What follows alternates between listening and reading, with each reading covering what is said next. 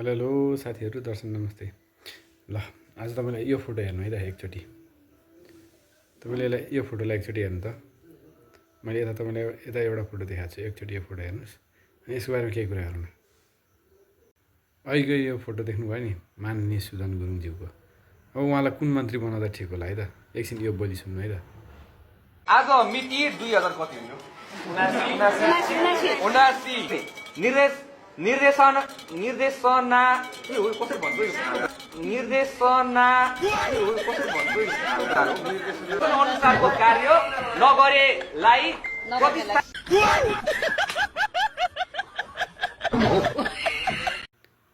मैले चाहिँ आफ्नो विचारले उहाँलाई शिक्षा मन्त्री दिँदा ठिक होला जस्तो लाग्यो। यतिको विज्ञ मान्छे कहाँ पाइन्छ, यो खोज्नुपर्छ। उहाँलाई शिक्षा मन्त्री दिँदा कसो होला, एउटा विचार राख्नुहोस् न। आफ्नो विचार चाहिँ कमेन्टमा राख्नु है त।